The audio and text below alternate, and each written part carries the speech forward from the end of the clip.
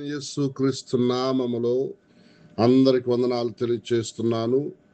దేవునికి మహిమ కలుగును గాక. ప్రియులారా, దేవుని యొక్క వాక్యమును మనము పరిశీలన చేద్దాం. దయచేసి ప్రతి ఒక్కరు కూడా దేవుని వాక్యమును చూడవలసిందిగా, గమనించవలసిందిగా మనవి చేయుచున్నాను. పక్షుల నుండి మనము నేర్చుకొనుచున్న పాఠములు, పక్షుల ద్వారా ఎన్నో పాఠములు నేర్చుకొనుచున్నాం. ఎన్నో ఆత్మీయ సత్యములను ప్రభు మనకు నేర్పించుచున్నారు. అందుకై దేవునికి మహిమ కలుగును గాక. ఇంకా మనం చాలా నేర్చుకోవాల్సినవి ఉన్నాయి. దయచేసి గమనించమని మనం చేస్తున్నాను. ప్రియులారా, ప్రతి పక్షి నుంచి ఒక్కొక్క విషయాన్ని, లేకపోతే ప్రతి పక్షి నుంచి కూడా కొన్ని ఆత్మీయ సత్యాలు బయలుపరచబడుచున్నాయి. నేర్చుకునే పక్షి కోకిల.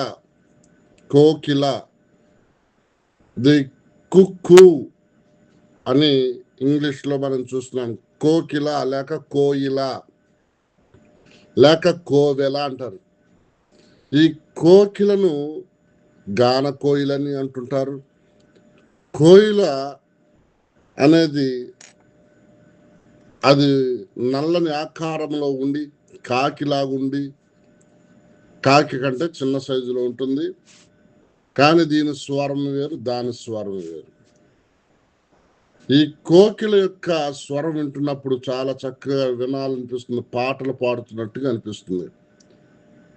కాబట్టి కోయిలను గూర్చి బైబిల్లో కొన్ని మాటలు మనము చూద్దాం. కీర్తనల గ్రంథం 84వ కీర్తన 3వ వచనంలో వ్రాయబడింది. సైన్యములకు అధిపతివగు యెహోవా, నా రాజా, నా దేవా, నీ బలిపీఠమునొద్దనే పిచ్చుకలకు నివాసము దొరికెను. పిల్లలు పెట్టుటకు వాన కోవెలకు గూటి స్థలము దొరికెను. ఆమేన్, హల్లెలూయా. ఇక్కడ వాక్యములు మనం చూస్తున్నప్పుడు వాన కోవెల అనేది మనం చూస్తున్నాం. పిల్లలు పెట్టడానికి వాన కోవెలకు గూటి స్థలము దొరికింది. ఎక్కడ? బలిపీఠము దగ్గర అని మనం చూస్తున్నాం. కోవెల అనేది ఈ వచనములో మనము చదవగలుగుతున్నాం, వాక్యంలో చూడగలుగుతున్నాం. అయితే దేవుని వాక్యంలో మనము గమనించినట్లయితే మరో 2 చోట్ల కూడా ఈ కోకిలను గుర్చి లేక కోవెలను గూర్చి ప్రస్తావించబడింది. దాన్ని మనం చూద్దాం. ఒక్కొక్క పాయింట్ మనము ఒక లైన్లో వెళ్ళిపోదాం. మొట్టమొదటిగా, ఇది బలిపీఠమునొద్ద దానికి నివాసము దొరికింది అని వాక్యంలో చూస్తున్నాం. దానికి నివాసము బలిపీఠము దగ్గర. బలిపీఠము దగ్గర జరిగేది ఏంటి? బలులు అర్పించబడుతుంటాయి.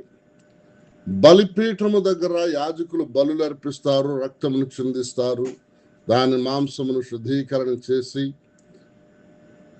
దహించడానికి బలిపీఠం మీద పెట్టినప్పుడు దేవుని అగ్ని దహించుచున్నది, రక్తము తీసుకెళ్లి ప్రోక్షణ చేస్తుంటారు, బలులు అర్పణలు జరుగుతుంటాయి. ఆ బలిపీఠము దగ్గర దీనికి నివాసము దొరికినట్లుగా చూస్తున్నాం. ఈ రోజున కోవెల నుంచి మనం నేర్చుకునేటువంటి ఆత్మీయ పాఠం ఏంటంటే, మనకు కూడా బలిపీఠము దగ్గర చోటు దొరకాలి. మనము వెళ్ళాలి బలిపీఠం దగ్గరకు.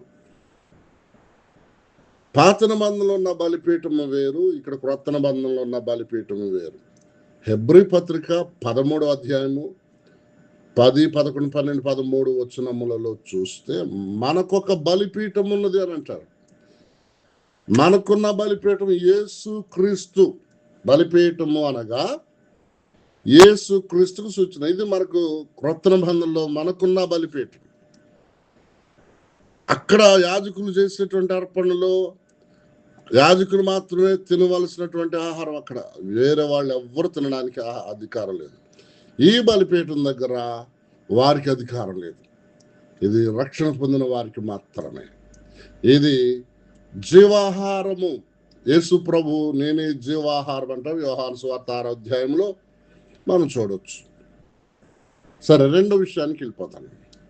రెండో విషయాన్ని చూస్తే సామెతల గ్రంథములో 26వ అధ్యాయము 2వ వచనంలో కూడా ఈ కోవెలను గూర్చి మరి ప్రస్తావించబడినట్లుగా వాక్యంలో మనం చూడవచ్చు ప్రియులారా. 26 సామెతలు 26 అధ్యాయం 2వ వచనంలో, రెక్కలు కొట్టుకొనుచు తారాడుచున్న పిచ్చుకయు దాటుచుండు వాన కోవెలయు దిగకుండునట్లు హేతువు లేని శాపము తగులక పోవును. దేవునికి స్తోత్రములు కలుగునుగాక. Praise the Lord. హల్లెలూయా. ఎంత చక్కని మాట గమనించండి. చాలా మంది శాపాలు పెడుతుంటారు కదా మనకు. నువ్వు నాశనం అయిపోతావురా, లేకపోతే నువ్వు చనిపోతావు, సర్వనాశనం అయిపోతారు, మీకు పుట్ట గతులు ఉండవు, ఇట్లాంటివి ఎన్నో శాపనార్థాలు పెడుతుంటారు ప్రజలు. అప్పుడు చాలా మంది ఏం చేస్తారంటే, ఇలాంటి శాపాలు పలికారు మాకేమవుతుందో అని భయపడి చచ్చిపోతారు. భయముతో గజగజ వణికిపోతారు.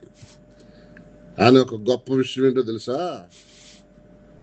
హేతువు లేని శాపము తగులకపోవును అన్నాడు. కారణం లేకుండా శాపాలు పెడితే వాళ్ళు ఎన్ని చేసినా వారి నోరులు నొప్పి తప్ప ఆ శాపం నీకు పట్టదు. ఆమేన్. ఎంత గొప్ప ఆత్మీయ సత్యం ఇది. హేతు లేకుండా, కారణం లేకుండా శాపాలు పెడితే, ప్రతి ఒక్కరు శాపాలు పెడితే తగులుతాయా? కాబట్టి నువ్వు ఎందుకు భయపడతావు? వాళ్ళు శాపాలు పెట్టారు, నాశనం అయిపోతావంట. నీవు భయపడి బాధపడి చింతిస్తే షుగర్ బీపీ వస్తుంది, రోగాలు వస్తాయి, భయానికి చచ్చిపోతావు. అవసరం లేదు. అందుకని ఇక్కడ ఏమంటున్నాడు తెలుసా? రెక్కలు కొట్టుకొని తారాడుచున్న పిచ్చుక, అది అక్కడక్కడే టప్ టప్ టప్ అది రెక్కలు కొట్టుకుంటూ పిచ్చుక ఒక చోట నిలబడుతుంది, గూటు దగ్గర లేకపోతే ఎక్కడన్నా ఆగడానికి. అది రపరపలాడుతూ ఉంటుంది. తారాడుచున్న పిచ్చుక అక్కడే నిలబడి ఒక చోటే రెక్కలు కొట్టుకుంటూ నిలబడిపోతుంది. అలాగున రెండవది, దాటుచుండు వాన కోవెల దిగకుండా ఉండునట్లు. వాన కోవెల అలా వెళ్ళిపోతూ ఉంది, అది కిందకి దిగకుండా దాని దారిని అలా వెళ్ళిపోతూ ఉంది. వెళ్ళిపోతున్నటువంటిది దిగకుండా వెళ్ళిపోతున్న వాన కోవెల ఎలాగుందో, కారణము లేని శాపాలు కూడా అలా దాటిపోతే నిన్ను ముట్టవు అన్నాడు. అది దేవునికి స్తోత్రం. కాబట్టి ఈ వాన కోవెల అనేది మనము ఇక్కడ చూస్తున్నాం, శాపములు తగలకుండా దాటిపోయేదానికి సూచనగా చూస్తున్నాం. దేవునికి స్తోత్రం.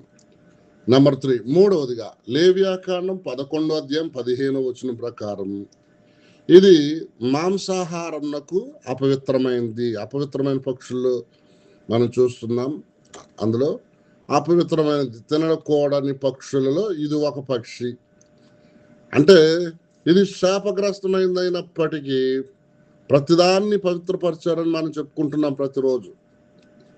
అలాగే ఈ కోవెల అనేటువంటిది అపవిత్రమైన పక్షి. మనము అపవిత్రులము, శాపగ్రస్తులమైన మనలను ప్రభు పవిత్రులుగా చేశారు.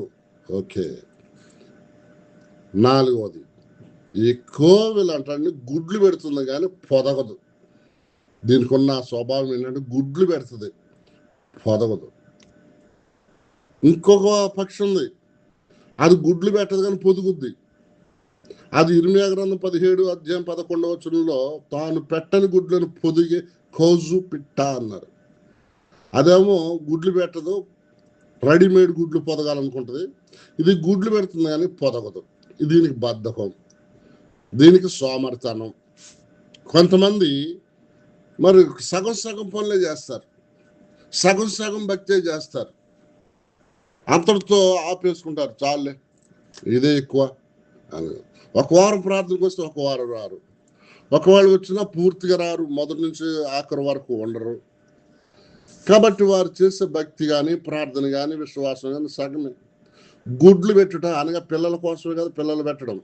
కొంతమంది ఆత్మలను కనడానికి దేవుళ్ళకి తీసుకొస్తారు కానీ వారు బలపరచబడినట్లు వాళ్ళని ప్రోత్సహించరు, వాళ్ళు పట్టించుకోరు.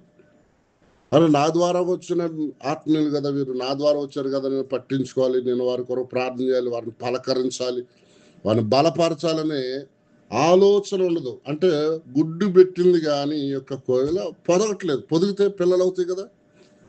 కాబట్టి ఇది చేసే పని ఏంటంటే పొదిగే పక్షి దగ్గర తీసుకెళ్ళి అక్కడ పెట్టేసి ఇది తప్పించుకుంటుంది. అలాంటిది దొంగ స్వభావం కలిగింది. అంటే ఇది బద్ధకం అన్నమాట. చాలా మంది సోమరులు ఉన్నారు, ఆత్మీయ జీవితంలో సోమరులు. లోకరీతిగా చూస్తే చాలా యాక్టివ్గా పనిచేస్తారు, చాలా జ్ఞానంగా పనిచేస్తారు, చాలా చురుకుదనంగా ఉంటారు. కానీ సంఘ కార్యక్రమాల్లో, దేవుని సేవా పనుల్లో, దేవుని కార్యాల విషయంలో బద్ధకస్తులుగా ఉంటుండే వారికి సూచన, గుడ్లు పెడుతుంది కానీ పోదాగదు అది. నెంబర్ 5, 5వది, వసంతకాలంలోనే ఎక్కువగా మనకు ఇవి కనబడుతున్నాయి. మిగిలిన కాలంలో ఉన్న వసంతకాలంలో మాత్రం ఎక్కువగా అవి పాటలు పాడడం, అంటే వాటి స్వరాలు వినిపించడం జరుగుతుంది.